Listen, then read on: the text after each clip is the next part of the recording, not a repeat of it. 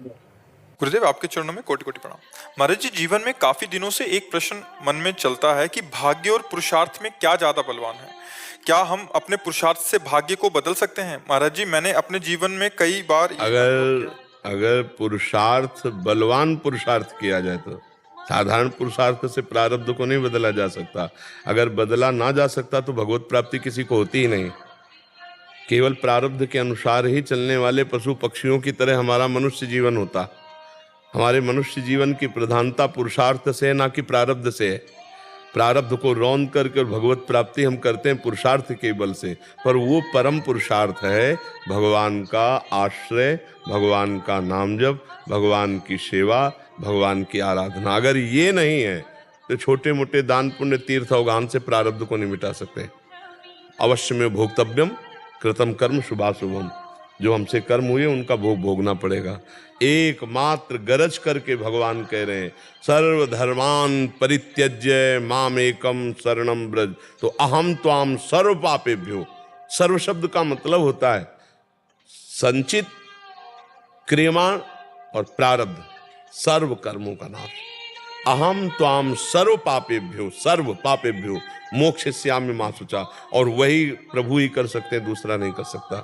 तो हम प्रभु का आश्रय लेकर प्रभु का नाम जप, प्रभु की लीला कथा का गायन, प्रभु की लीला कथा का श्रवण, प्रभु की सेवा और प्रभु की भावना से ही समस्त कार्य।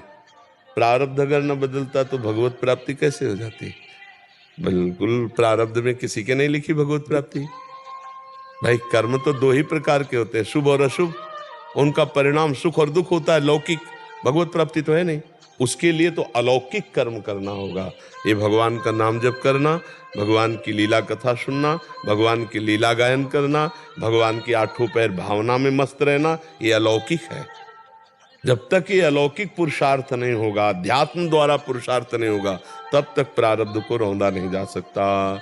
इसी जन्म में भगवत प्राप्ति प्रारब्ध से नहीं परम पुरुषार्थ से होती है।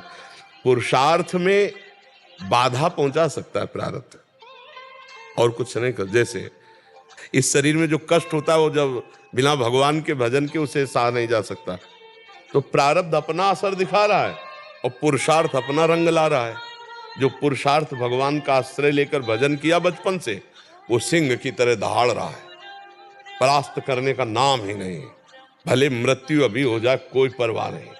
भीषण हर तरह की परिस्थितियां आती है, चक्कर आना, ब्लड प्रेशर लो होना, क्या क्या सब। अब जब किडनी फेल तो सब समस्या, और कोई समस्या नहीं, कोई समस्या नहीं। क्यों?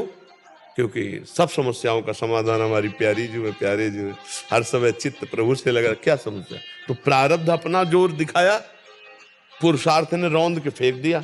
अब जब मन चाहे तब प्रारब्ध शरीर को फेल कर दे, मृत्यु आ जाए, हम भगवान के पास चले गए। हमारा क्या बिगाड़ लिया?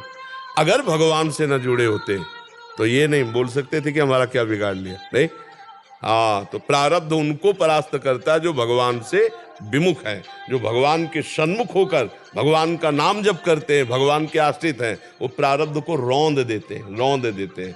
बिल्कुल नियत समय पर जैसे बचपन में उठते थे जवानी में, वैसे ही है पूरी दिनचर्या। जो हमारी दिनचर्या निरोग अवस्था में थी, वही रोग अवस्था में। क्या बिगाड़ लिया? हाँ, जो पीड़ा है वो और भजन कराती है। जैसे एक गार्ड रख दिया जाए कि हर समय हमें सावधान रखना, ऐसे किडनी हमारी गार्ड है। हर समय हमें कहती सावधान, तुम्हें मरना है। राधा राधा राधा राधा राधा राधा राधा राधा। पुरुषार्थ अगर भगवान के आश्रित होकर किया जाए तो प्रारब्ध की धज्जियां उड़ा दी जाती है, और नहीं प्रारब्ध धज्जियां उड़ा देता है। किसका प्रश्न था? समझ पा रही आप? हाँ, भगवान का नाम जब भजन रूपी ये परम पुरुषार्थ ही प्रारब्ध को मिटा सकता है, दूसरा नहीं।